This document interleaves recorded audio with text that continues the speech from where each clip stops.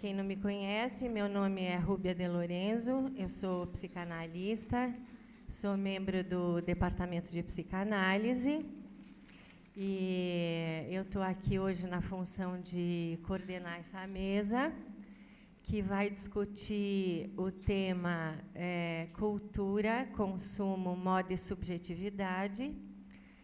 E eu queria, então, apresentar os 3 debatedores que vão apresentar hoje aqui os seus trabalhos. A Alessandra Saposnik, membro do Departamento de Psicanálise do Instituto Sete Sapiense, coordenadora do projeto de investigação e intervenção na clínica da anorexia e da bulimia, e coordenadora do curso de atualização do PROATA Unifesp, da Escola Paulista de Medicina. A Ana Lúcia de Castro, à minha esquerda, é cientista social, é professora do Programa de Pós-Graduação de Moda, Cultura e Arte, do Centro Universitário SENAC e do Departamento de Antropologia da Unesp de Araraquara. É pesquisadora na área de moda, com ênfase na relação entre moda, corpo e sociedade. Publicou, entre outros, Culto ao Corpo e Sociedade, Mídia, Estilos de Vida e Cultura de Consumo, e é coorganizadora da coletânea Corpo, Território da Cultura. O André Lin, que é fotodocumentarista e professor pós-graduado em semiótica psicanalítica. A partir de 2003, ele começou a desenvolver ensaios fotográficos e participar de exposições coletivas e individuais, tendo como principais temas assuntos que norteiam a psicanálise em seus discursos. Recentemente, ele esteve no Canadá para dirigir e fotografar o documentário Brésilien au Québec, um filme sobre brasileiros que recentemente migraram para a província do Quebec, no Canadá. Bom, acho que todo mundo está devidamente apresentado, então eu vou passar a palavra para a Ana Lúcia. Primeiramente, queria agradecer ao convite feito pela Alessandra e a Rúbia e aos organizadores do evento por essa iniciativa tão interessante e instigante, né, de se pensar a problemática alimentar na cultura contemporânea de uma maneira multidisciplinar. Né? Isso é muito rico, muito instigante. O que eu vou trazer aqui para a gente hoje compartilhar é um pouco das reflexões que eu venho desenvolvendo lá no programa de pós-graduação em Moda, Cultura e Arte, também como professora do Departamento de Antropologia. São reflexões, já de antemão, digo, né, em elaboração, decorrentes do trabalho que eu publiquei, mas que foi avançando na direção de pensar a interface com o campo da moda, né? A preocupação com o culto ao corpo, que era a minha reflexão anteriormente, que foi avançando para se pensar a relação com moda. Portanto, é muito bom poder compartilhar com uma plateia muito diversificada uma reflexão que está embrionária, né? Tem muitas coisas que eu estou amadurecendo enquanto falo, enquanto escrevo, né? A primeira ideia que eu gostaria de marcar é relativa a esta associação corpo e moda, né? Como é que a gente pode, primeiramente, pensar essa relação corpo e moda? Se, num primeiro momento da história da moda, a moda que definiu o corpo, hoje a gente tem uma situação inversa. É o corpo que está moldando ou definindo a moda. Isso é produto de transformações históricas e sociais profundas que vêm ocorrendo, que não vem ao caso aqui detalhar, mas, na verdade, aquela pergunta clássica do Noel Rosa, né, com que roupa eu vou, ela está sendo substituída para com que corpo eu vou, cada vez mais. Se a gente olhar para a história da moda, eu trouxe só algumas pouquíssimas imagens retiradas da história da arte, na verdade. Nós temos claramente essa ideia de que a silhueta ela é contornada pela roupa. A roupa é que define a silhueta a ser exibida. As crinolinas, né, que vigoraram durante os séculos XVII, XVIII, que ampliavam as saias, inibindo o movimento, né? Aqui tem uma imagem, peço até desculpas, está bem pouco nítida, mas é da Madame de Pompadour, né, retratada pelo Boucher, que também é um clássico para demonstrar um pouco esse volume das saias. E, logo em seguida, a substituição, no século XIX, pela silhueta em S. A mulher em S, que é produto da anquinha e do espartilho, né? A anquinha que avoluma as nádegas e o espartilho afinando a cintura, elevando os seios, né? Então, o S fica claramente definido. O que a gente percebe é que, findado o século XIX, com a queda do espartilho, né, entrando no século XX, o corpo ele vai ficando cada vez mais desnudo, né? A história da moda no século XX é a história do desnudamento, né, da exposição do corpo. Isso é muito evidente para todos nós que estudamos moda.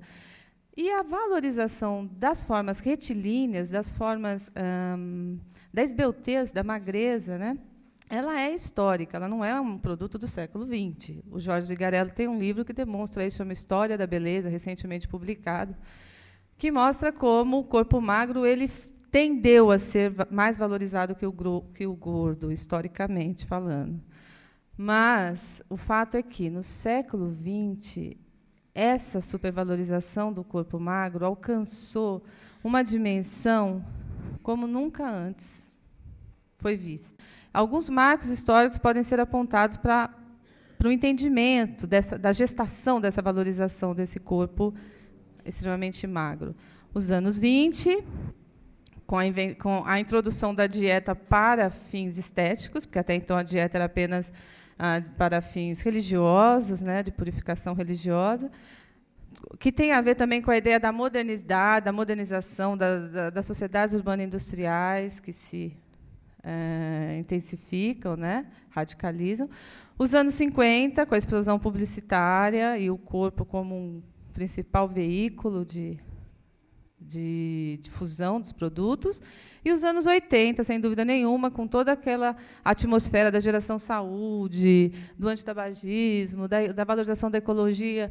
Bom, eu estou pincelando muito rapidamente, né, gente? Mas assim, esses três marcos, anos 20, 50 e 80, sem dúvida, são muito importantes para a gente compreender a gestação dessa valorização no século XX, essa valorização da esbeltez.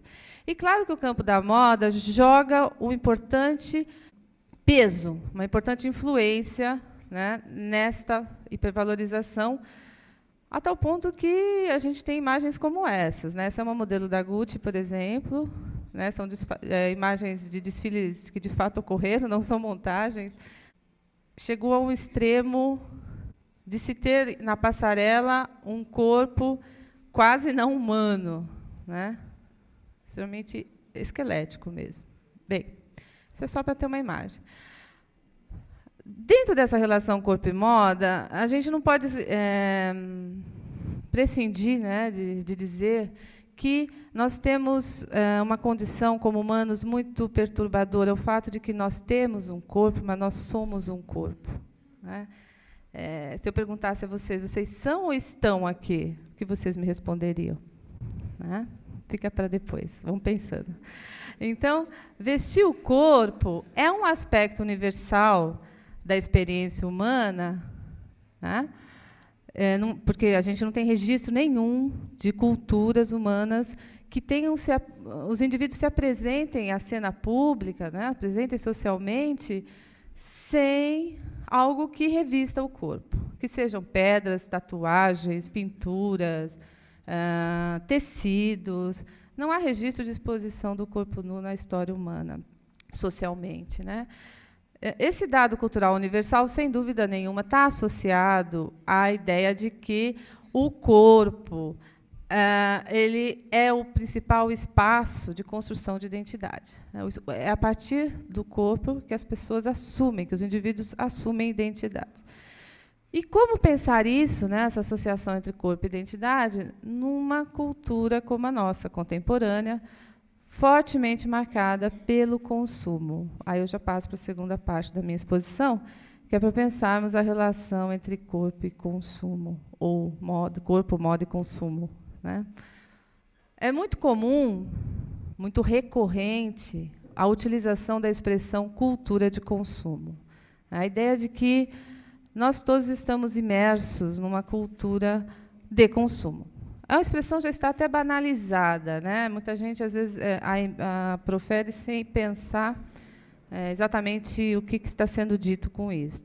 Essa expressão nasceu dentro do pensamento sociológico, no final dos anos 70, para enfatizar a ideia de que o mundo das mercadorias, os seus princípios de estruturação, eles passam a ser centrais para a compreensão do mundo. Há uma espécie de deslocamento. Na segunda metade do século XX, há uma espécie de deslocamento da discussão, porque há um deslocamento na vida social, né? O mundo do trabalho ele vai perdendo força e o mundo do consumo vai ganhando. Por isso que a categoria classe social também entra em crise como categoria explicativa, né? Para o desespero de muitos, mas, infelizmente, é isso que acontece. Então, o consumo ele passa a ser uma chave explicativa fundamental para entender o mundo contemporâneo. Por mais que a gente resista, temos que encarar essa discussão acerca do consumo, né? E, principalmente pelo fato de que as mercadorias, nesse nosso mundo contemporâneo, elas carregam uma dimensão muito além da dimensão utilitária, né? As mercadorias carregam uma dimensão simbólica, na medida em que elas são a forma como os sujeitos conseguem comunicar a sua posição social, elas são propiciadoras de prestígio, de status. Tá? Por isso que muitos vêm falando em mercadoria signo, né? As mercadorias como significantes. As mercadorias são muito mais do que produtos úteis, materialmente úteis. As mercadorias servem para comunicar algo. E esse algo tem a ver com a ideia de prestígio, com posição social. Bem, nada melhor do que os temas moda e corpo para ilustrar essa discussão referente à relação consumo e identidade, né? Primeiro porque o vestuário é uma das formas mais visíveis de consumo, né? O Veblen mostrou, a gente não precisa pensar muito para entender por quê. E o corpo, ele é o suporte da moda, aí não só do vestuário, porque moda é um conceito mais amplo, né? E é o próprio suporte da cultura. O corpo é, do meu ponto de vista, um território de construção de identidades que, no mundo contemporâneo, alcançou assim, uma visibilidade, uma evidência como nunca antes foi alcançada. E isso está ligado à passagem de uma sociedade tradicional para uma sociedade moderna. Se no mundo tradicional, antes das sociedades industrializadas, os homens já nasciam com a sua identidade pré-determinada, no mundo moderno, industrializado, urbano industrializado, essa identidade tem que ser construída, ela não está dada de antemão, tá? Isso vai gerar um certo desconforto no primeiro momento, né? A moda vai surgir neste mundo industrializado, tá? Nesse mundo moderno. A moda, a gente data assim, o grande momento da moda, como a gente entende hoje, moda é o século XIX. O que tinha antes era indumentária, era vestuário, né? Nesse contexto industrializado, a moda vai corresponder a essa sociedade mais padronizada. Você vai ter, então, um padrão bem definido, né, de apresentação, largamente adotado, de uma forma bastante padronizada.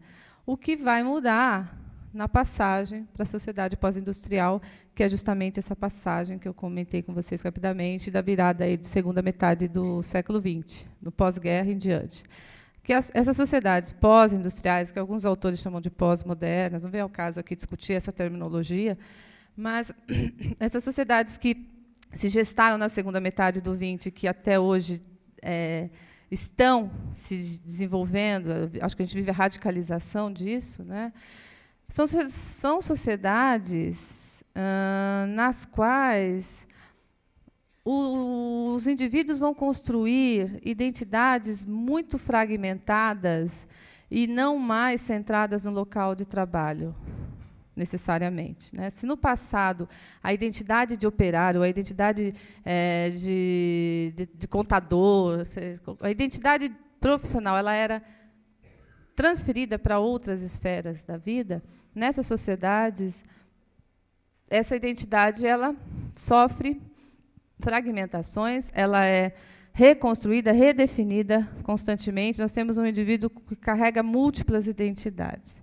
Isso gera, claro, alguns problemas.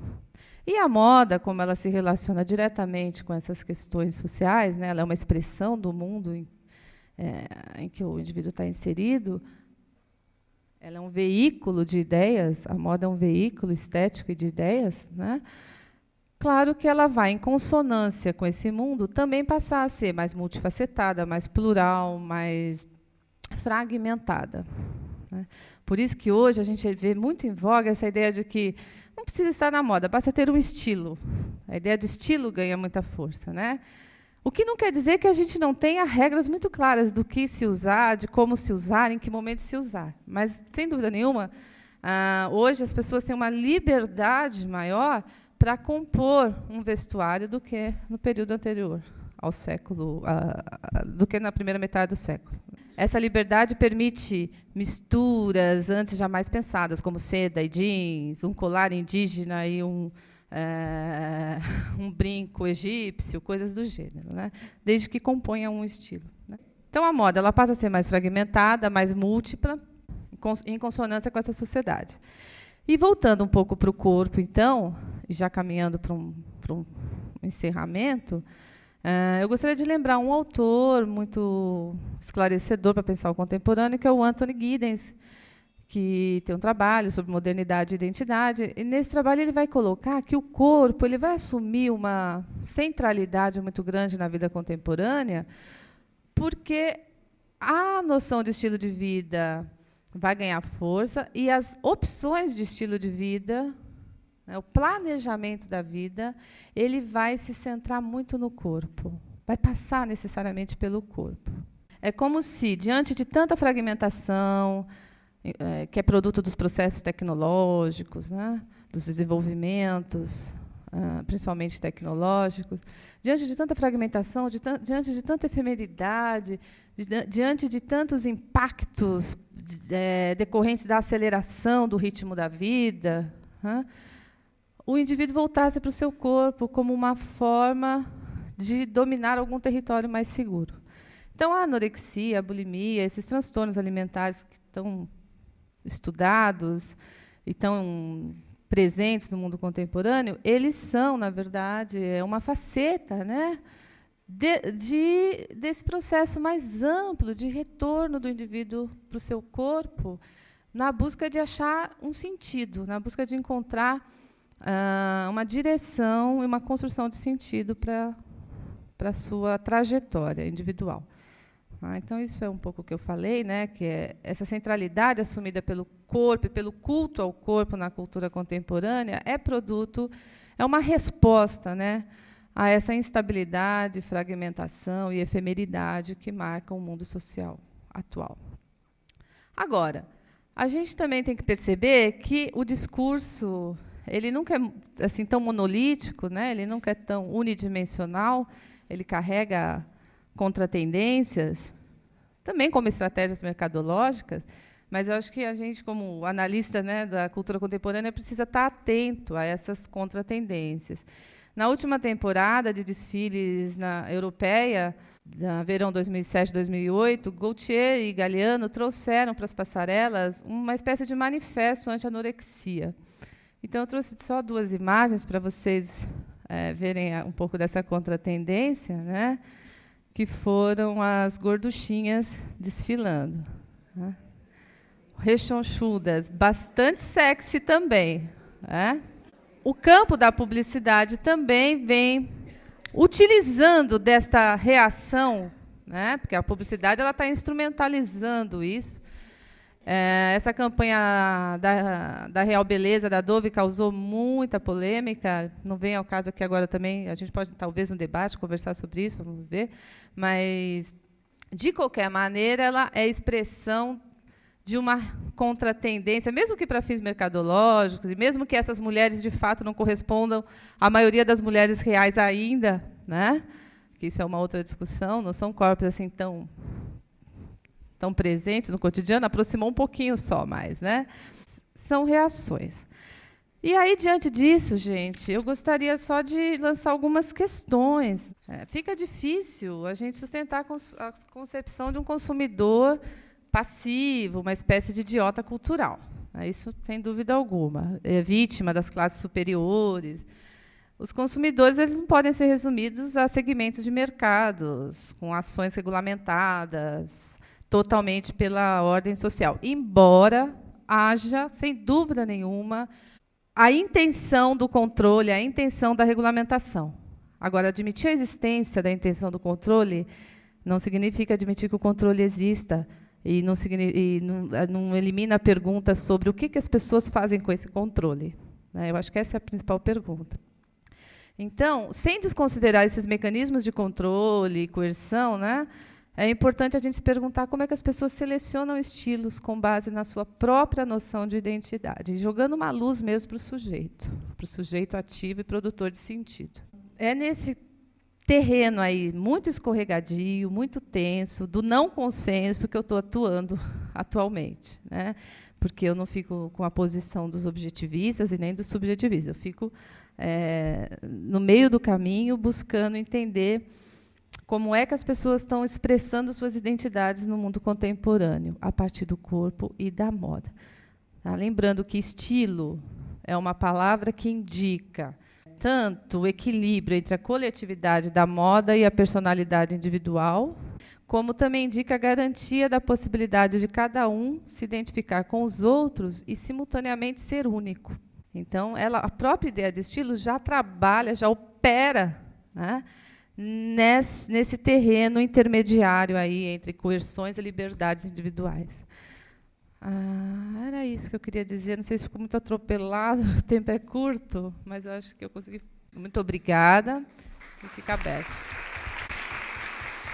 Então, vou passar a palavra agora para a Alessandra.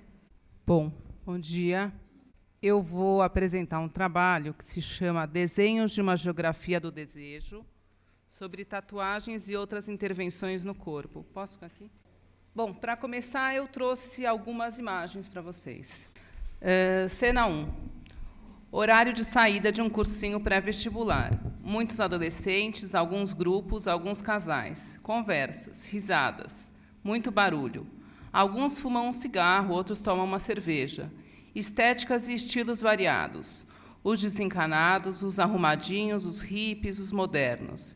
E algo que não se via com tanta frequência, cabelos assimétricos, descoloridos, pintados de roxo, vermelho, tatuagens, piercings e muitos iPods e MP3.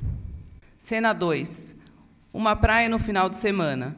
Além da habitual presença de famílias, crianças, castelos de areia e carrinhos de sorvete, observa-se uma infinidade de corpos ativos, saudáveis, muito bem trabalhados, às vezes se exercitando na praia, ao som dos mesmos iPods.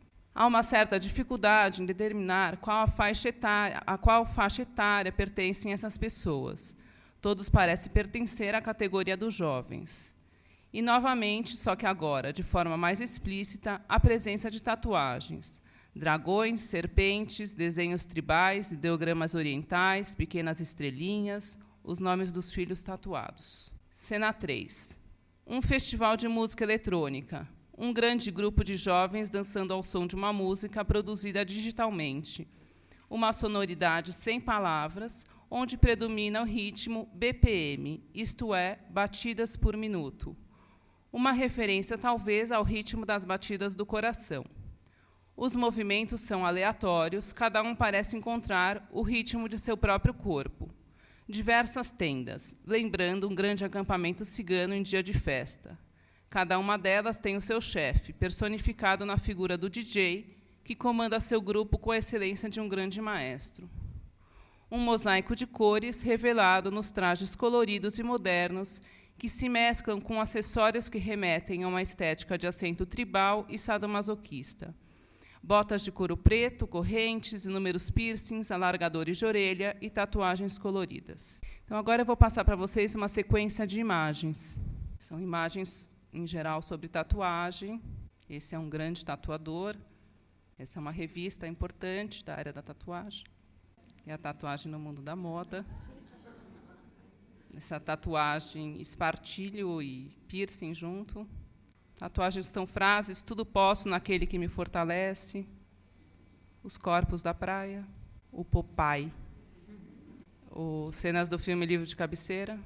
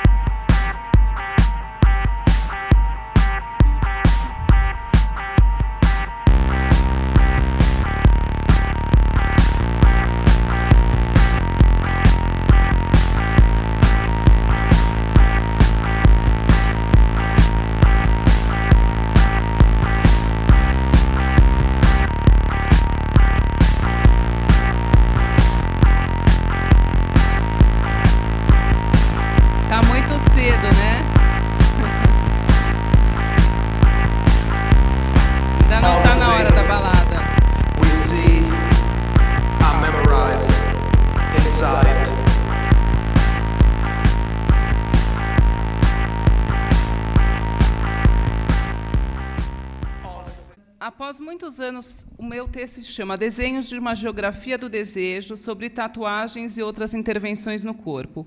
Na verdade, quando eu pensei em fazer esse trabalho, a ideia inicial era que eu incluísse também, nas outras intervenções no corpo, a questão dos piercings. Eu achei que ela saía um pouco fora do que eu queria abordar e acabou entrando no lugar das intervenções, dos piercings, a questão da música eletrônica. Após muitos anos trabalhando sobre a mesma problemática, nesse caso, a clínica da anorexia e da bulimia, a possibilidade de escrever algo original sobre o tema fica reduzida.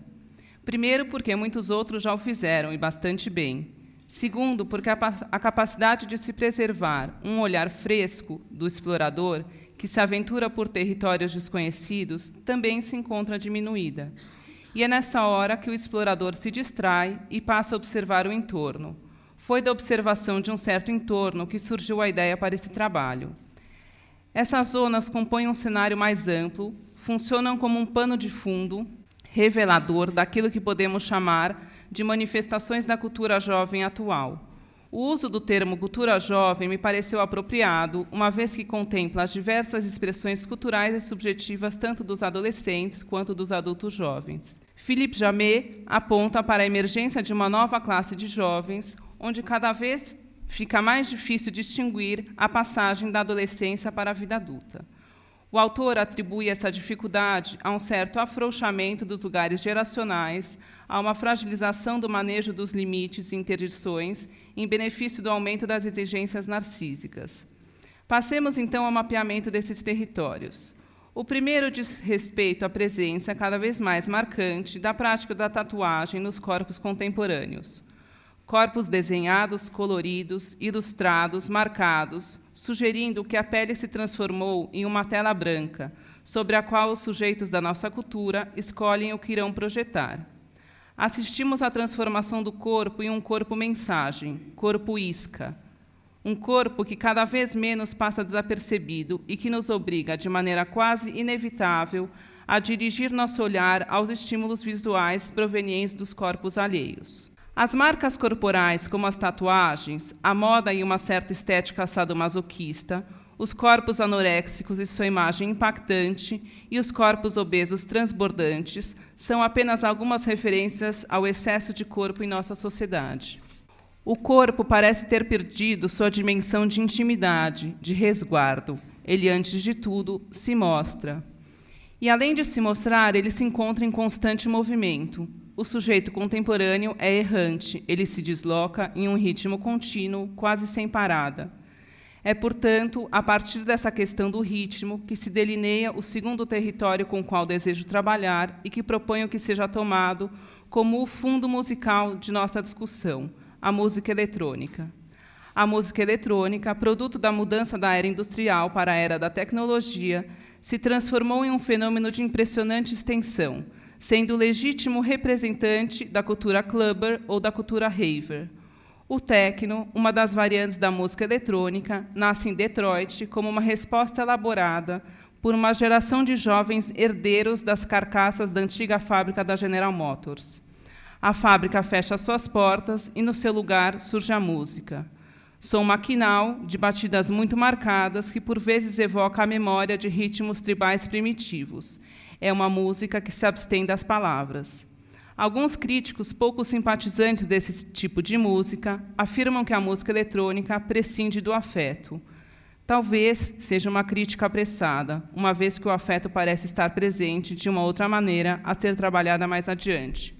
Após uma breve descrição dos dois elementos que se constituirão como eixo do trabalho, podemos avançar em alguns questionamentos. O primeiro: se tomarmos as tatuagens e a música eletrônica como produtos do espírito do nosso tempo, o que essas manifestações podem revelar sobre as formas de subjetivação dos adolescentes e dos jovens? E, além de revelar, será que essas intervenções no corpo podem servir de operador psíquico para os dramas vividos por eles? Cabe destacar aqui que o trajeto a ser percorrido nesse trabalho parte não somente da observação dessas manifestações no ambiente que nos rodeia, mas, sobretudo, da insistência com que elas aparecem na clínica. Na minha, pelo menos.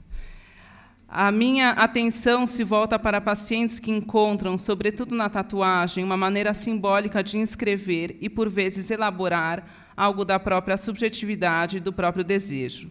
Em paralelo, e não raras vezes, o universo das tatuagens se cruza com o universo da música eletrônica. É interessante observar que a tatuagem é feita a partir da emergência de algo do pulsional que irrompe e que encontra escoamento no ato de tatuar-se. Uma fala. As minhas tatuagens sempre foram feitas a partir de algo que surgiu dentro de mim e que um dia eu acordo e falo: hoje vou fazer uma tatuagem. Acho que eu passo um tempo matutando aquela ideia e aí um dia ela precisa sair, me conta uma paciente. Poderíamos priorizar a leitura de que esse seria um movimento evacuativo de alívio de tensão dentro do aparelho psíquico, que não encontra outra maneira de representação que não na ação. Porém, o que desejo enfatizar é que, muitas vezes, a tatuagem é a expressão de algo inconsciente que insiste e que demanda uma figuração. Porém, o que chama a atenção aqui é que essa figuração, essa representação, não se dá pelos caminhos habituais, isto é, ela não se dá no plano psíquico, e sim no plano corporal. Ela precisa primeiro ser inscrita para depois ser pensada. Sendo assim, talvez isso nos indique que os efeitos e os sentidos da tatuagem se ampliam depois que ela é realizada, ou seja, a posteriori. Também é frequente escutarmos dos tatuados que, depois da primeira tatuagem, você tem vontade de fazer outras. Sem dúvida, é necessário localizar o contexto no qual se enuncia essa fala, pois, novamente, ela poderia indicar uma tendência adictiva e compulsiva. Contudo, também é possível pensar que a primeira tatuagem inaugure para o sujeito um campo de expressão de algo do pulsional que até então lhe era desconhecido. O ato de tatuar-se faz referência a um momento muito primitivo do psiquismo, no qual a superfície corporal e suas primeiras inscrições se constituem como um terreno de suma importância. No texto O Eu e o Isso, Freud afirma que o eu é a projeção mental da superfície do corpo, sendo que o ego é, antes de tudo, um ego corporal. Essa afirmação abre caminhos diferentes para a compreensão do nosso tema. A primeira associação que surge a partir da fala de Freud é da pele como superfície de contato. No momento mais precoce da vida, a pele é a zona de fronteira por excelência. Ela é portadora de certa arqueologia, ela constrói e conta histórias. Histórias do contato do bebê com a pele da mãe, funcionando simbolicamente como envoltura psíquica, camada de proteção, limite que separa o dentro e o fora, o eu e o outro. Ela é zona de prazer e de dor, é reveladora da idade e de estados emocionais. Angel Garma propõe que a tatuagem possa ser entendida como uma segunda pele, que substituiria a pele materna, ou seja, que a tatuagem pode adquirir valor simbólico de proteção, conservando na pele o amor materno. Paola Miele, esse é um texto muito interessante, que se chama Manipulações Irreversíveis sobre as manipulações irreversíveis no corpo. Ela levanta a hipótese de que as manipulações irreversíveis do corpo, dentre elas a tatuagem, são uma maneira de criar o que ela chama de landmark, isso é, o estabelecimento de uma marca que designa os limites de um território. Sendo assim, a primeira hipótese com a qual podemos trabalhar é que o ato de tatuar-se pode estar relacionado com o desejo inconsciente de inscrever ou conservar no corpo a inscrição de um contorno mais real, uma marca que dê conta de estabilizar uma imagem flutuante de si, imagem essa que muitas vezes se apresenta oscilante na adolescência. Agora eu vou passar, então, para um outro tópico que se chama olhar e erotismo. A segunda trilha, aberta a partir da afirmação de Freud, vai ser desenvolvida por Lacan no ensaio sobre o estádio do espelho, no qual ele destaca a importância do olhar do outro para a construção de uma imagem de si, dando relevo, assim, a uma lógica autoritária. Podemos seguir, então, pela importância do olhar, na medida em que a tatuagem se constitui como um apelo e uma oferta ao olhar do outro. J é uma paciente que tem diversas tatuagens. Ela foi se tatuando ao longo dos anos e sempre tatua variantes do mesmo desenho, que ela associa como sendo um signo ligado ao feminino. É importante dizer que J tem uma profunda insatisfação com seu corpo, que, segundo ela sempre foi gordinha, ela já foi anoréxica, o que a deixa insegura para viver de forma mais livre a sua sexualidade. As tatuagens e a dança são os únicos elementos que a fazem sentir-se bem com seu corpo. Nesse momento, segundo ela, seu corpo ganha as dimensões que a deixam satisfeita. Ela se sente muito bem nesse corpo nessa hora. Suas tatuagens vão se revelando ao longo da análise. Um dia, ao final da sessão, logo nos primeiros meses de análise, após fazer uma tatuagem muito significativa nas costas, ela me pergunta: quer ver minha tatuagem nova? Ao que eu lhe respondo: você quer que eu veja? Ela diz que sim e me mostra. Podemos perceber como a questão do olhar é fundamental no caso dessa paciente. Por um lado, ela conta que não suporta olhar para o próprio corpo e nem admite que um homem possa olhá-lo, admirá-lo. Porém, de forma bastante ambivalente, ela se tatua, isto é, ela chama o olhar do outro sobre seu corpo, como fez comigo quando solicitou meu olhar ao me perguntar se eu queria ver sua nova tatuagem. Ao longo de sua análise, surge com força o pedido por um olhar materno que a ajude a descobrir o que é ser mulher. Do ponto de vista da teoria, no campo do prazer de ver e ser visto, o olho cumpre função de zona erógena. É uma das vias pela qual se desperta a excitação libidinal. É através do olhar que a criança mantém sua curiosidade sexual sobre aquilo que permanece oculto e descobre a diferença anatômica entre os sexos.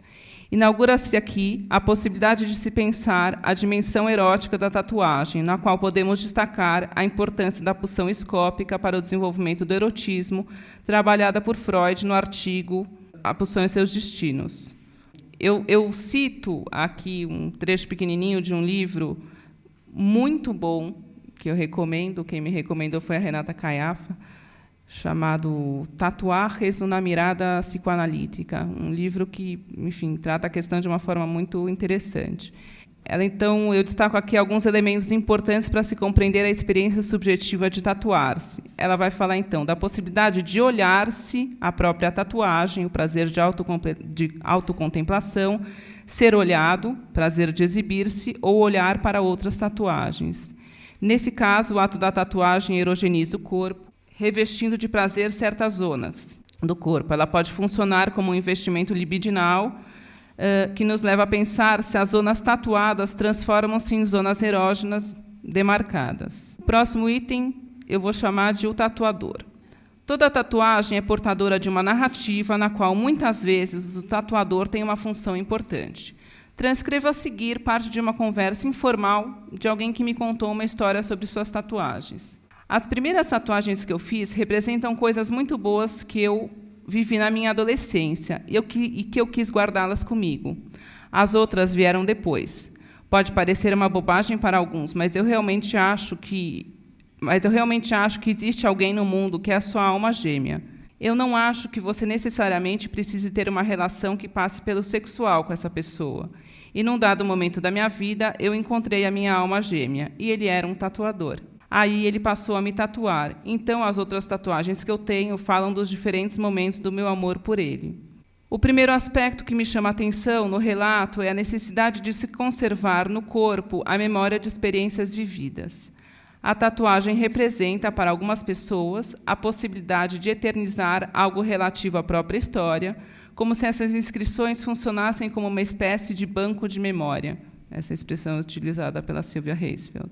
O segundo aspecto fala sobre a ilusão de completude expressa através da crença na existência da alma gêmea, como se a tatuagem pudesse ser uma maneira de lidar com a castração, de representar algo muito valioso, idealizado, que não pode ser perdido. O tatuador ocupa o lugar daquele que investe amorosamente o corpo do tatuado, que inscreve algo da ordem do desejo, que é importante para o sujeito que se tatua. O tatuador é também aquele que tatua a dor.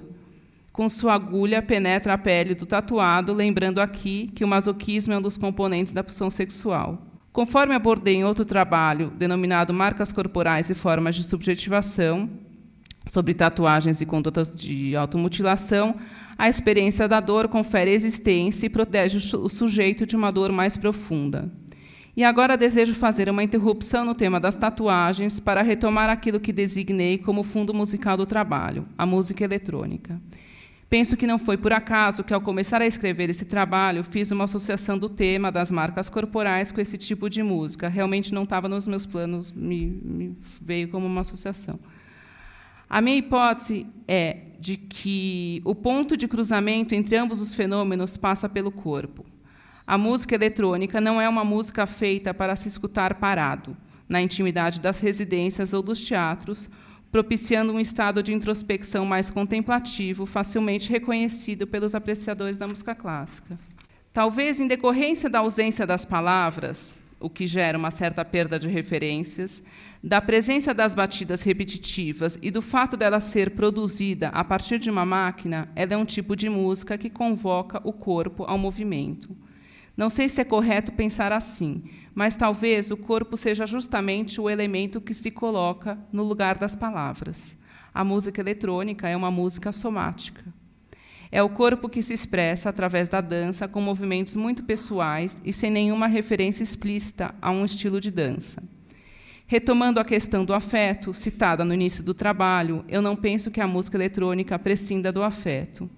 A questão é que o afeto parece estar deslocado, presente numa afetação corporal e na experiência de um compartilhamento coletivo específico da chamada cena eletrônica.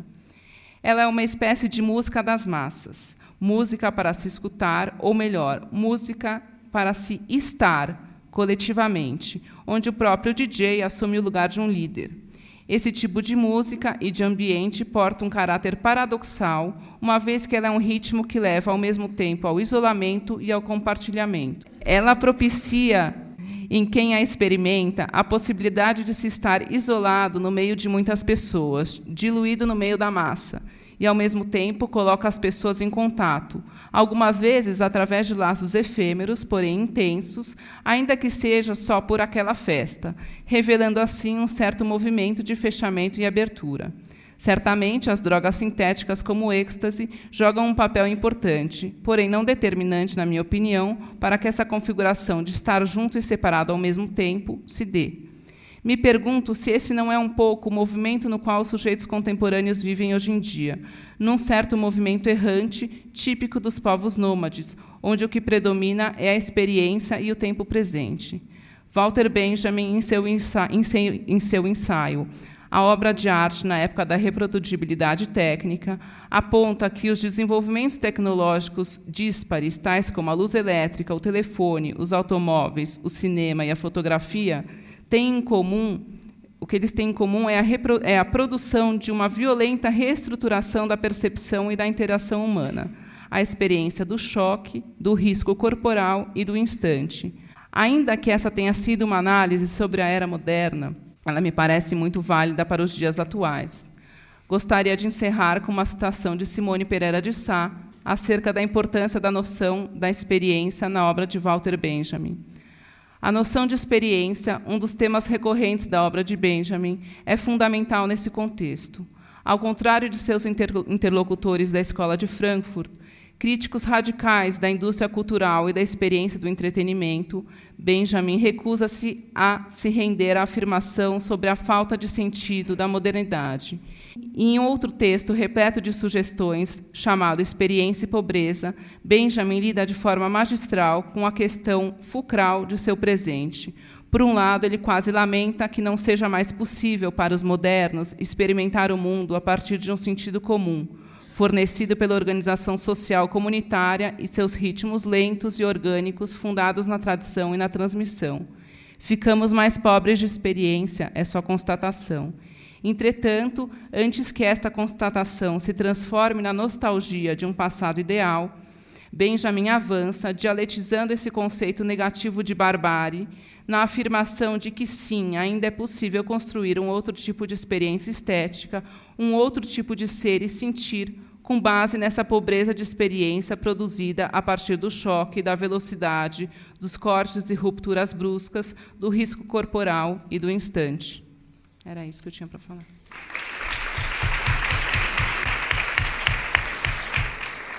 Agora o André Lin. Bom, quando me pediram para falar sobre imagens, eu tinha, logicamente, várias coisas a serem ditas, mas eu não tinha pensado em um título. E, de última hora, André, você precisa dar um título para a sua apresentação. E aí, de forma associada livremente, me veio a imagem e sua lógica imperativa pontual. Aí depois, logicamente, eu tive que pensar de onde é que eu tirei esse título e pensei de forma racional como que eu vou justificar. Peguei os 3 pontos básicos: a imagem, a lógica imperativa e o pontual. Bom, sobre a imagem, eu me refiro às imagens ditas conhecidas, logicamente, como jornalísticas, documentais e ficcionais. As pessoas gostam muito de diferenciar o ficção, real, ficção. Eu, particularmente, acho que não existe nada de real em uma imagem, justamente porque, ao elaborar, ao produzir qualquer imagem, nós enquadramos o momento. E, por enquadrar a cena, por enquadrar o personagem, acabou-se o real. Ficou apenas a criação daquele que Roland Barthes depois chamou de operator. Bom, por que lógica imperativa? Eu me refiro ao diálogo com o texto do Estágio do Espelho, proposto pelo psicanalista Jacques Lacan, em 49, que, logicamente, vocês conhecem muito mais do que eu. Mas me parece que essa teoria do estágio do espelho circunscreve o fascínio pela imagem e a função alienante que ela exerce na construção da subjetividade. E daí, então, a extensão para a invenção desse novo cenário e, logicamente, do sujeito. Espero não ter inventado coisas impossíveis aí. E pontual por quê? Quando a lógica de fascínio pela imagem abre diálogo com os conceitos de punctum e studium, propostos pelo semanticista Roland Barthes. E outra questão de que algo que me escapa nessa questão do punctum. O que é o punctum? Todo esse processo que uma imagem exerce para seduzir aquele que a olha. No entanto, esse processo ele é totalmente incontrolável. Você não tem como nomear o beijo, esse beijo sedutor, por exemplo. Para alguns pode ser o punctum, mas na medida em que você nomeia, já deixou de ser a atração. O punctum é essa lei da atração que uma imagem exerce sobre você. A princípio, podemos elaborar, desenvolver, discutir, mas não estabelecer exatamente qual é esse ponto de atração. É algo completamente descontrolável. Já o studium, o outro conceito também proposto por Roland Barthes, é o que me permite dialogar com o que eu chamei anteriormente de operator.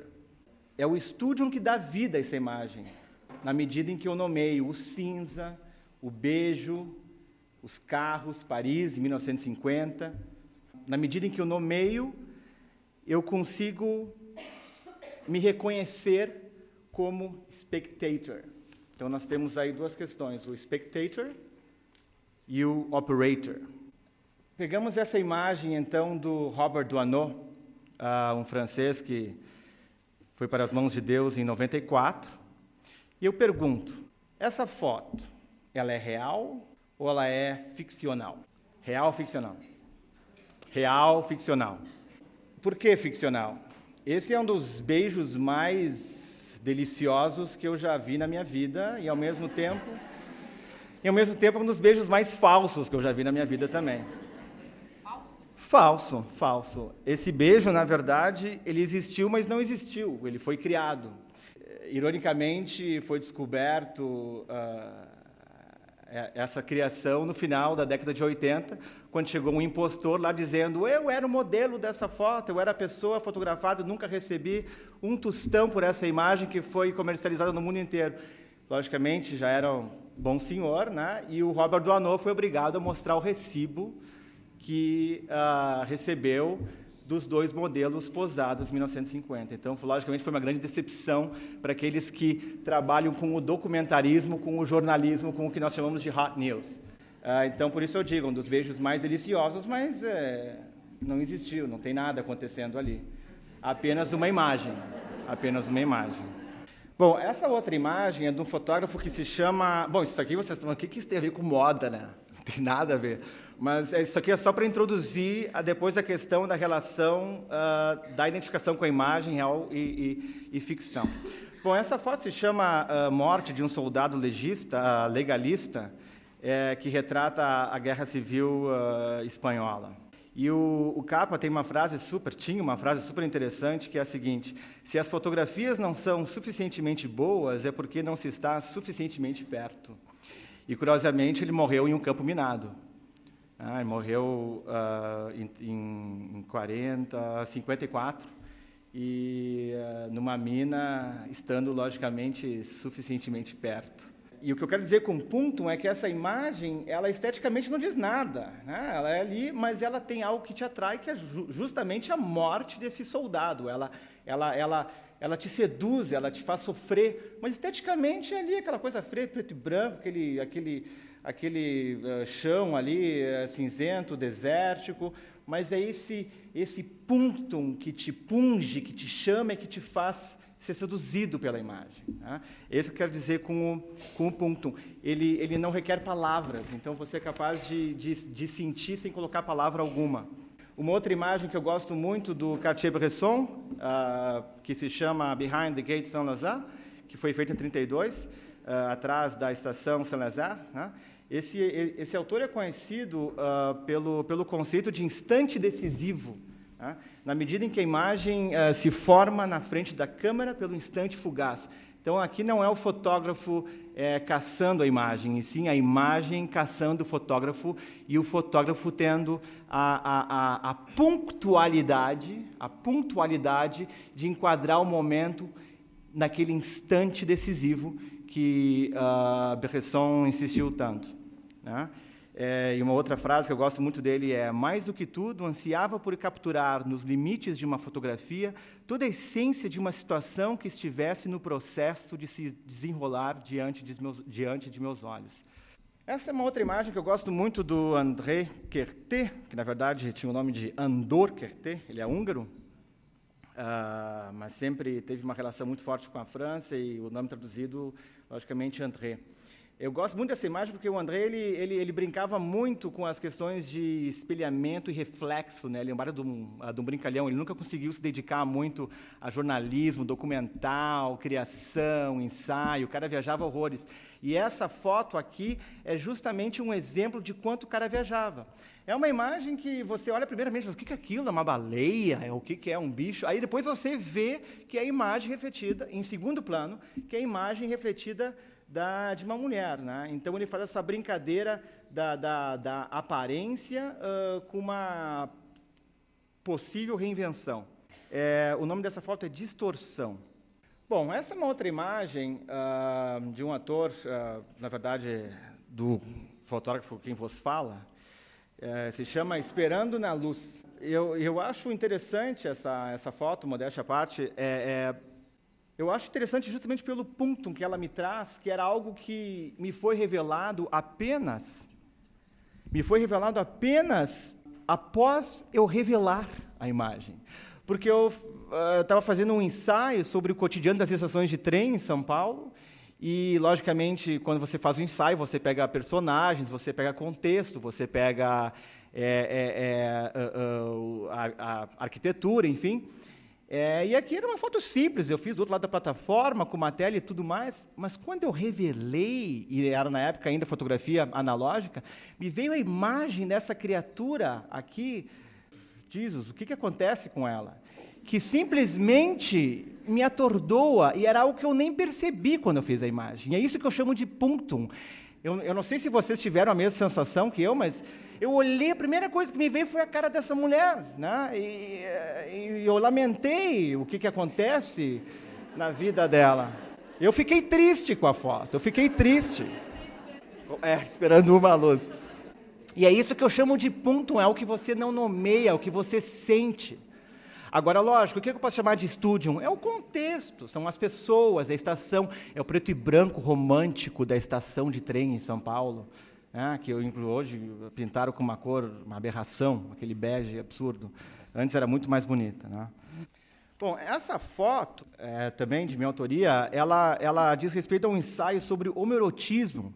Na verdade, foi uma tentativa de ensaio sobre homoerotismo, né, que é um termo criado pelo psicanalista Jurandir Freire Costa, que eu gostei muito daquele livro, Inocência e Vício, um estudo sobre o homoerotismo. Me vem à tona os signos que hoje pertencem aos chamados grupos GLS, né? Fortificando o ícone, cores arco-íris.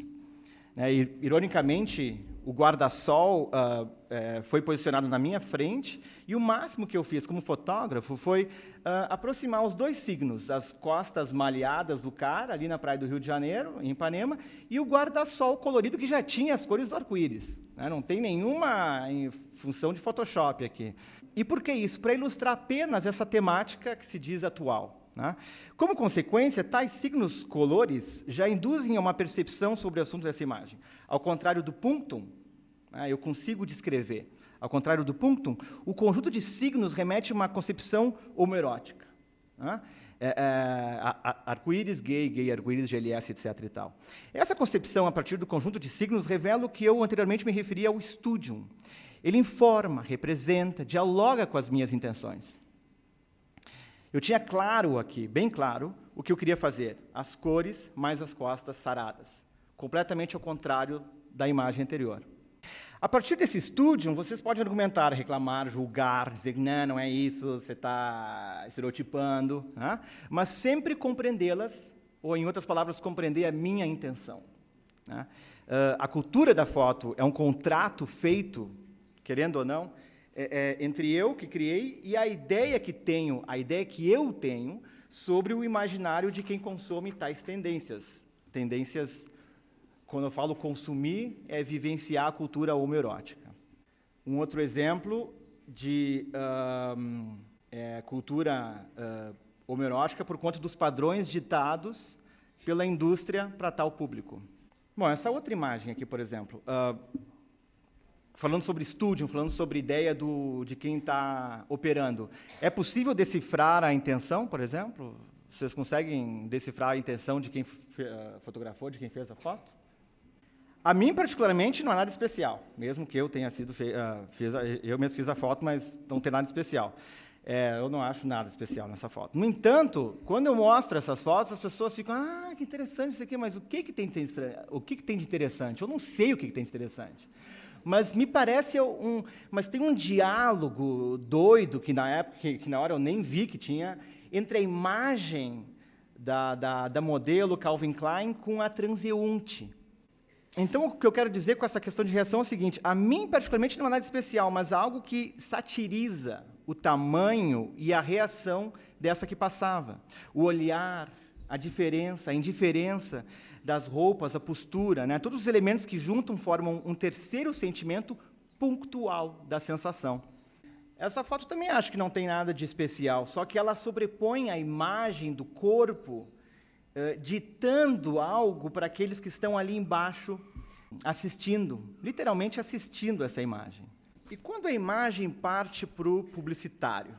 Vocês devem ter visto essa imagem da Diesel nas últimas publicações, e pode-se partir de um pressuposto de que a imagem é uma das formas mais primitivas de identificação, pegando aquela questão do estágio do espelho, né? A imagem do próprio corpo na formação do eu.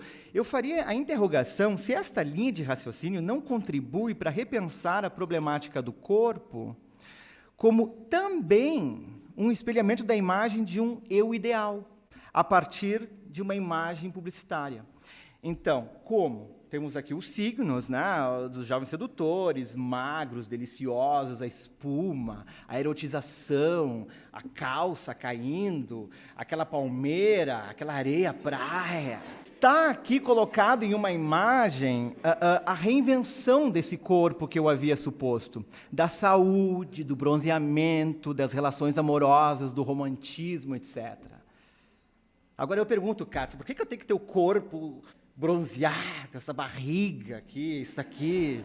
Onde é que vem isso, sabe? Então, onde é que vem isso? A minha dedução, logicamente, é esse input imagético que nos alimenta. Não sei onde é que a gente vai parar assim, mas, enfim, eu gosto de pensar nessa relação, o menor e a imagem te comendo, né? Então, o que ocorre é que a imagem ali vista não é de um eu. Eu poderia até dizer que essa imagem é de um grande outro, eu gosto desse grande outro, né? Que, de certa forma, ditaria um determinado comportamento, exercendo, por que não, uma regra. E aí todos enlouquecidos na academia, ao final de tarde, estressadíssimos, ou pagando sem ir, né? Que é o pior. A imagem tem o poder, no caso da publicitária, de conduzir a um ideal através de um conjunto de signos e significantes, na tentativa de persuadir o sujeito que, por sua vez, está barrado por uma falta e, consequentemente, aberto a novos estímulos. Essa coisa do barrado por uma falta é genial. É pelo estúdium desses signos, desses elementos, que o sujeito se interessa por a fotografia, em que ele está aberto para a marca e todas as suas ideias, retratada agora em imagens. E, como um todo, esse ponto, mais uma vez, te punge, te atrai, te seduz. Ironicamente, né, eu não sei se vocês perceberam, aqui. É interessante, alguns mais visuais percebem de imediato, acaba, inclusive, se transformando em punctum, e outros nem ocorre depois, não sei o quê. Interessante porque a Diesel, ela vem atrelando as suas ideias a comportamento politicamente correto, né? Então, anteriormente, eram os jovens limpando o Palácio da Alvorada, e agora essa última imagem é aqui, ó, Global Warming Ready. E aí é bem interessante aqui, né, aquelas montanhas rochosas do North Dakota, né, dos 4 presidentes norte-americanos, os carinhas tudo afundando aqui, ó. Então é bem interessante isso que você vai percebendo depois na relação com a fotografia, na relação em nível de studium e punctual. Bom, e para brincar um pouquinho, por coincidência ou não, né, já que o amigo de vocês, meu também, Freud, já dizia que, já que coincidências não existem, e sim encontros de inconscientes, não é assim que tinha aquela frase? Eu fiz uma brincadeira com uma lógica aristotélica de mimese, ou mímese, onde a gente pode ver o cotidiano repetindo imagens pregadas pela publicidade. Tá? E, logicamente, por isso eu me lembrei da mímese. Né? Aristóteles busca referendar uma arte que imita e com seu valor de verdade, fornece meios para uma reinterpretação intuitiva de uma realidade. Aqui eu faço, então, uma brincadeira de imitação que ressignifica essas características incompletas. O sujeito, agora, comportado, se torna um sujeito passivo daquilo que é representado. tem um livro da Maria Rita Kell, que eu achei bem interessante, se chama Videologias, onde ela coloca: a imagem publicitária não manda ninguém fazer, mas autoriza. Ela autoriza e legitima práticas de linguagem que se tornam confortáveis pela enorme repetição que ela promove. Esta é a palavra, repetição. Então, eu vou mostrar essa brincadeira aqui. Desfile, desfile na rua. Seja feliz hoje e sempre, when fiction is confused with reality. Seja feliz na balada. Seja feliz, seja feliz. Proteja seus olhos com mob. Proteja seus olhos com mob na rua. Sapatos. Coisa de mulher, adora colecionar sapato, né? Vamos colecionar os sapatos. Ironicamente, o sujeito não se torna mais visível ao compactuar com um conjunto de significações traçadas pelas imagens, mas compensa sua invisibilidade, identificando-se através da imagem de um grande outro, que o sujeito assume como sendo também a sua. Acho que é isso aí.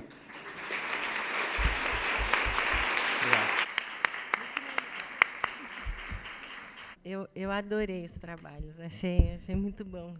O fio que percorre esses belos trabalhos da mesa, tangenciando a problemática das identidades, o tema do corpo, dos excessos do corpo, da imagem e da constituição subjetiva, coloca, então, em relevância o campo do olhar, né, na contemporaneidade, e a pregnância desse campo no momento atual.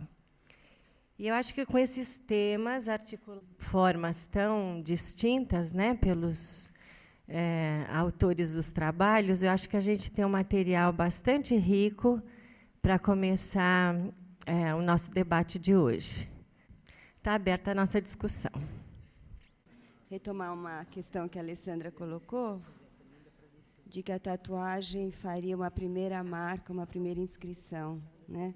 Que haveria algo no aparelho psíquico que não consegue fazer esse registro, né? Não consegue fazer essa inscrição, e que tatuar seria uma forma de imprimir marcas no aparelho psíquico, né?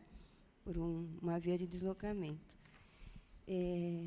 Eu assisti também uma vez aquele programa das tatuagens na televisão. É um programa interessante porque as pessoas vão contando por que fazem tatuagem.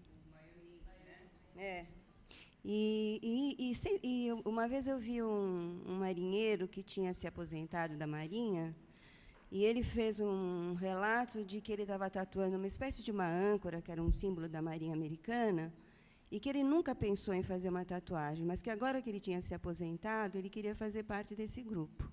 E eu achei aquilo tão curioso, né? E vários relatos assim, acho que tem a ver com o que você colocou. Então, eu queria que a gente pudesse pensar um pouco o que acontece na contemporaneidade que dificulta ou impossibilita criar marcas psíquicas que não seja pela via do corpo, porque acho que tem um crescimento grande, né, desses movimentos de marcas no corpo, né? Então, queria conversar um pouco mais sobre isso. Então, Aurinda, acho que é um bom diálogo esse. Tem muitas questões para pensar aí. A questão do corpo, né, que foi o que primeiro me chamou a atenção para começar a pensar nesse tema, como a Ana Lúcia estava falando, tem sido vivido de uma maneira muito, no mínimo, diferente. Eu não sei, eu acho que você me perguntando assim, eu fiquei pensando um pouco, eu acho que é nas dificuldades de relacionamento, nas relações que a gente vem observando, né, nos tempos atuais. E fiquei pensando também já que esse tema indiretamente está aqui, é o tema do meu trabalho há bastante tempo, nas relações primeiras entre mãe e filha, no caso da anorexia e da bulimia, né?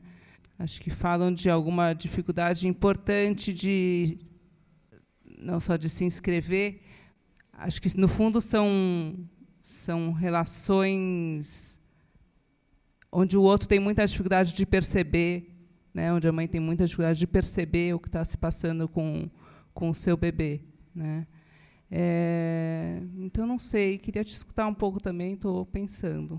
Não sei. Acho que a gente podia relacionar um pouco a questão da Laurinda com a tua fala e com isso que a Ana trouxe, né? Como que o corpo passa a ser um lugar elegido não agora apenas pelo sujeito singular, mas elegido por movimentos que têm um caráter social, histórico, enfim. Então, por que se escolhe o corpo? Se escolhe o corpo também porque, socialmente, historicamente, esse corpo está apresentado como um local de interatividade, de comunicação, de circulação, que talvez não estivesse antes, né? Estou só trazendo um elemento para juntar um pouco as falas aí, né? Mais do que uma pergunta em si, a mesa, achei muito interessante escutar diferentes discursos sobre o mesmo tema. Eu queria tecer uma consideração, e talvez vocês possam dizer algo a respeito, que já vem da conferência de ontem, inclusive, que eu venho escutando em todas as ponências, seja da moda, da tatuagem, da imagem, uma questão de gênero que me chama a atenção, que parece se referir predominantemente ao corpo feminino, à moda feminina, às anoréxicas, se falava ontem à noite, as anoréxicas. É dizer, como se houvesse uma confusão, talvez, ou não, essa é a minha questão. Eu não acompanho cientificamente o tema da anorexia, mas pela mídia eu tenho visto que existem casos, e cada vez mais, né, de homens anoréxicos, etc. Eu queria entender um pouco melhor se está se fazendo uma, como já se fez muito tempo, uma confusão entre a histeria e a feminilidade, agora seria entre anorexia e feminilidade, ou se de fato a prevalência, digamos, do corpo feminino em tudo isto que estamos falando é tão importante, porque, por exemplo, na tatuagem, me parece que é para e passo, né? Então, eu gostaria de colocar essa questão, talvez, para não tanto como uma pergunta concreta, mas que vocês, se vocês também pensaram um pouco sobre isso. Isabel, do ponto de vista da proporção, assim, né, talvez estatístico, de fato, a incidência é muito maior em mulheres. Também tem sido divulgado pela mídia, existem homens, sem dúvida, mas isso, de alguma maneira, fica sobrevalorizado, né? Quando você está num serviço, né, a gente vê que são muito poucos os homens que chegam com esse tipo de problemática. Mas talvez eu acho que isso abra para uma questão, duas que eu pensei.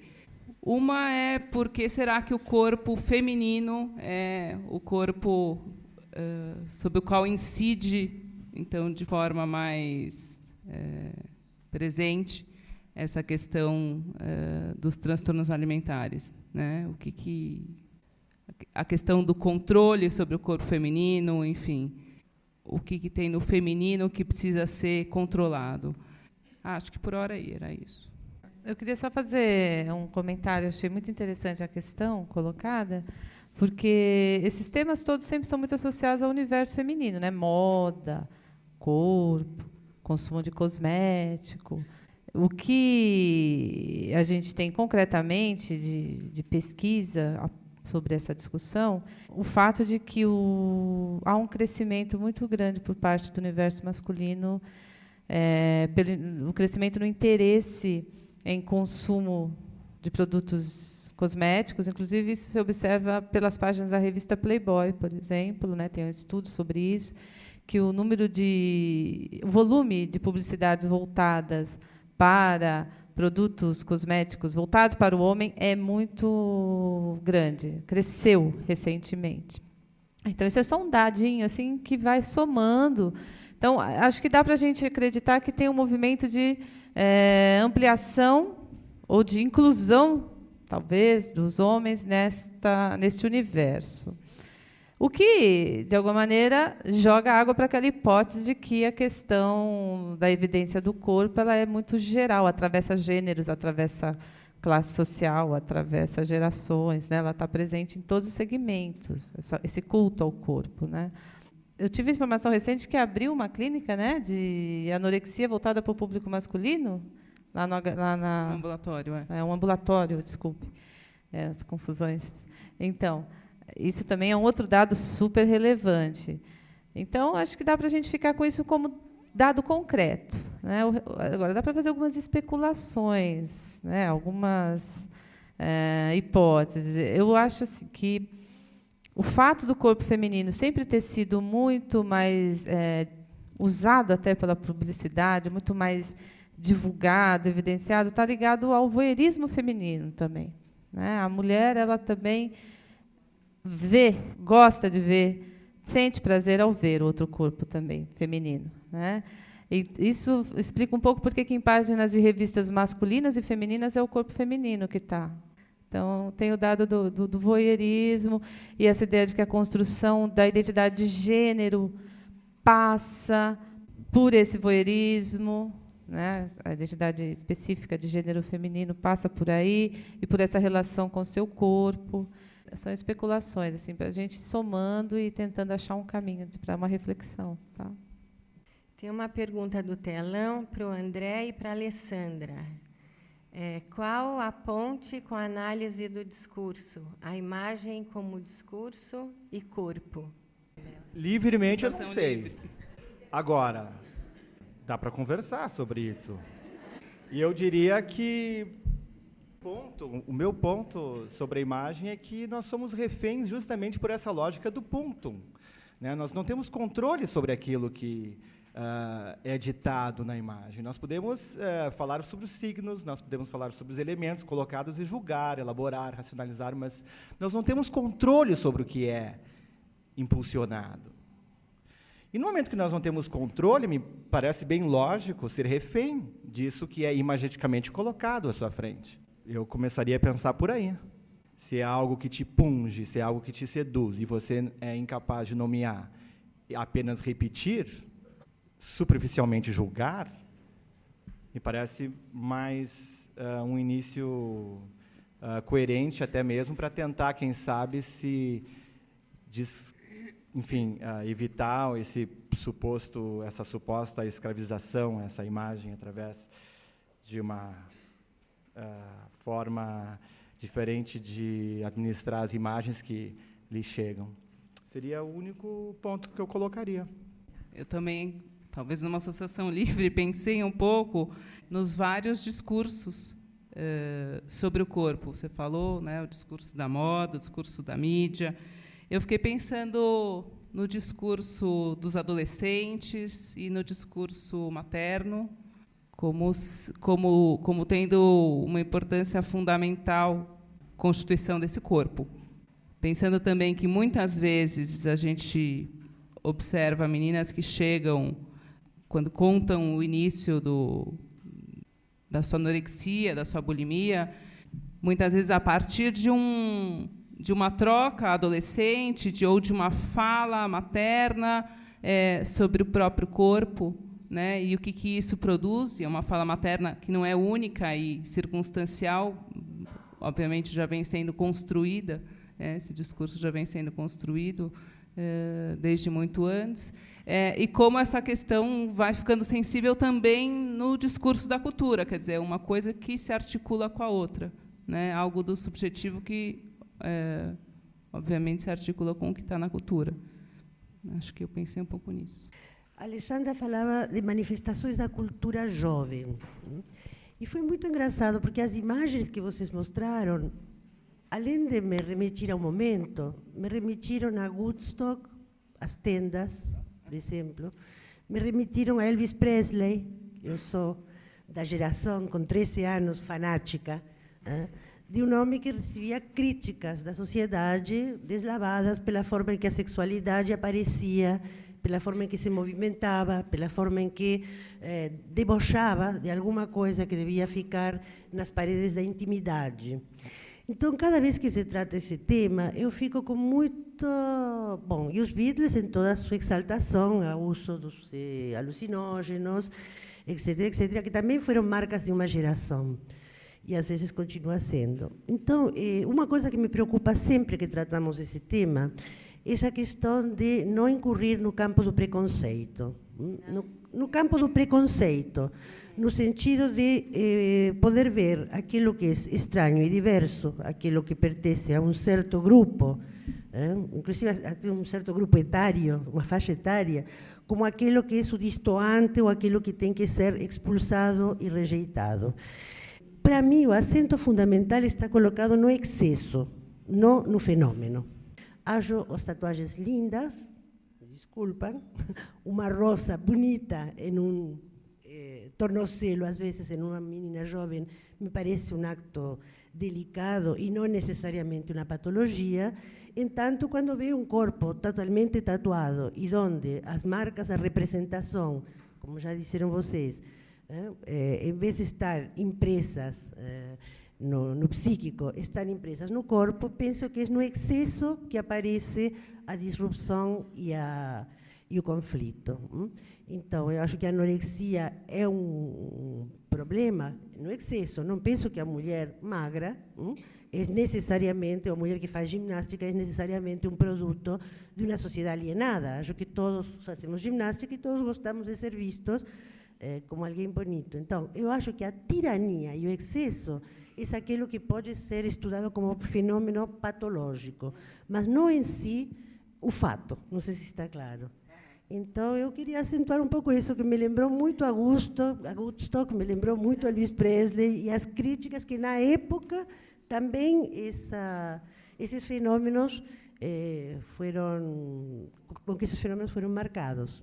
E, para não deixar de lado nada, também, maio do 68, que por muitos foi visto como um excesso também, apesar de que muitos de nós participamos, apoiamos o movimento, por muitos foi visto como uma ruptura de tudo aquilo que eram os fenômenos de participação social civilizados. Então, era isso. Então, Ana, obrigada pela pergunta. Eu digo obrigada porque eu acho que eu tive um esforço, não sei se isso transpareceu, de tentar dar esse tom que você está falando, de não patologizar essas expressões. E eu estou muito de acordo com você de que a questão está mesmo marcada no excesso. E que eu acho que... a primeira coisa é que eu acho que, como as tatuagens, os piercings, ou, enfim, a música eletrônica vai ser significada na vida de cada um, tem a ver com a própria história. Né? E é isso que acho que vai fazer a diferença entre uma compulsão, por exemplo, por tatuagens, por esse corpo que muitas vezes a gente vê todo tatuado ou todo furado, ou, eventualmente, enfim, acho que isso teria que pensar até um pouco melhor, essa questão do que eles chamam body modifications, essas pessoas que realmente fazem intervenções e suspensões no corpo, né? Acho que tem uma questão para pensar. Então, eu procurei tomar esse cuidado. Agora, sobre essas suas associações de Woodstock, tendas, é muito curioso. Eu também faço a mesma associação e já tive a possibilidade de estar numa dessas festas de música eletrônica e parece mesmo uma coisa da geração dos hippies, enfim, muitos adolescentes fazendo malabares, tem uma coisa da cor. E, claro, está também permeada por uma coisa que não é tão ingênua assim, que é a coisa da droga, que os hippies também tinham, exatamente. Exatamente. Só são drogas. Então, a questão é que eu acho que até a mudança das drogas diz alguma coisa, né? Não é o mesmo Woodstock, não é o mesmo, né? Não são os mesmos adolescentes do maio de 68, obviamente. Mas a questão das drogas são drogas sintéticas, são drogas que induzem a um excesso de corpo, a um excesso de movimentação, a uma hipercinesia, né? Não são drogas que querem deixar as pessoas introspectivas. Então, não sei, é um pouco isso que eu associei. Porque quando se diz introspectivo, se diz com um ar de é muito melhor. Entende? Então, eu não sei, porque eu não estou a favor nem contra nada, simplesmente, por exemplo, eu trabalho o tema da gravidez assistida, bastante. Então, eu vejo que todas as primeiras reações que nós temos tido frente a esse fenômeno têm sido uma coisa de rejeição, ou seja, estamos no campo da patologia, estamos no campo da negação da castração, estamos no campo de subvertir o mais puro que o ser humano tem, etc, etc. Quando você vai entrando e vai aprofundando, você começa a descobrir que é um aporte da ciência, que abre caminhos muito bacanas e que pode ter tanta patologia quanto uma gravidez não assistida, em função do sujeito em que se dá. Então, eu digo que é muito difícil. Eu notei na tua fala realmente essa coisa de tentar sair do preconceito. Não ouvi a marca da acusação de nada. Eu gostei muito disso. Mas quando a gente diz é mais introspectivo, é porque está desvalorizando outro tipo de forma possível, que pode ser uma manifestação no externo de outro tipo de ligações. Eu vejo uma grande tribo. Eu vejo esses grupos como tribos que tentam se reconhecer e tentam se agrupar em função de um desclassamento, me parece, de outros tipos possíveis de participação. Então, não vejo só como seres solitários, sino vejo fazendo um esforço para poder se integrar de alguma maneira a algo que a sociedade está lhes retirando como possibilidade de participação política, social, econômica ou de outras formas. Eu achei muito interessante as 3 falas, porque eu fiquei aqui pensando, começa com a Ana Lúcia falando desse esse momento pós-industrial, multifacetado, fragmentário, e eu achei que o caminho que vocês foram fazendo, eu ia pedir para que vocês, não sei como é que a gente está com o tempo, mas eu achei que vai partindo desde o ponto 1, aquilo que nos capta, que nos atrai, os destinos que a gente pode dar a isso, e os caminhos possíveis. Isso eu achei muito interessante, riquíssimo na mesa, a possibilidade de pensar, não como alguns movimentos hoje, as várias possibilidades, não só como um ato, mas como possibilidades nesse trânsito entre o isolamento e o coletivo, que acho que vocês apontam de várias formas, a imagem que te come, mas também a possibilidade de criação de um estilo. E eu acho que é isso que a gente tem que pensar hoje, é nesse trânsito, nesse caminho que a gente está. E me deu a impressão que vocês 3 apontam para pensar e para ir possibilitando essa tessitura que a gente faz de pensar sobre isso. Eu queria, acho que, fazer um comentário, não é nem uma pergunta, mas assim tocada pela fala de vocês 3. Eu atendo adolescentes, e então isso que vocês falam de cultura jovem, do puntum, da imagem, eu fui pensando enquanto vocês estavam falando o quanto que na clínica eu vou sendo capturada cada vez mais por imagens que os adolescentes trazem. E de como, bom, num primeiro momento eu pensava numa impossibilidade desses adolescentes de transformar aquilo em palavras.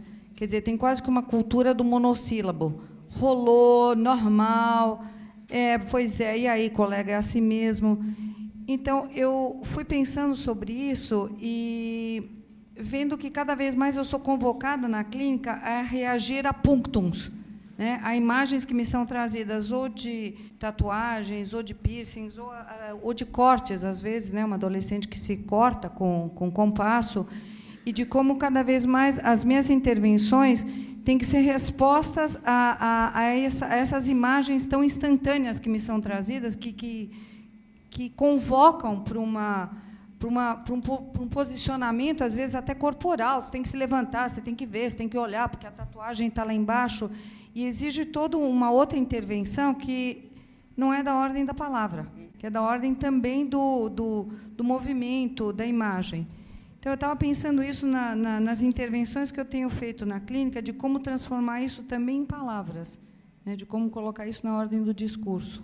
Eu acho que não tem problema, a gente pode retomar essas questões nas próximas mesas. Nas próximas né? mesas, mas, né? na verdade, é mais um convite que eu queria fazer, porque desde ontem eu fiquei com uma questão que veio do Mário e hoje se repetiu na fala da Ana Lúcia e da Alessandra, E ontem o Mário comentou a respeito de uma pergunta da Isabel sobre a culpa das anoréxicas, né? Culpa das anoréxicas. E hoje a Ana Lúcia falou, e eu entendo que ela fala muito mais no sentido comum que a gente fala, né, de dimensão simbólica da moda, e a Alessandra falou da possibilidade de simbolização de uma tatuagem. E eu acho que, da perspectiva da clínica, a gente tem que não só ampliar e repensar a nossa escuta, mas também, talvez, criar alguns conceitos. Porque, talvez, ali onde se veja, supostamente, uma simbolização, por exemplo, na moda, eu vejo muito mais uma dimensão de fetiche, né, do que de simbolização. E eu acho que a gente tem que pensar, por exemplo, se nessas manifestações o fetiche realmente é um símbolo. O símbolo do ponto de vista que a gente tem que entender no sentido mais amplo, né?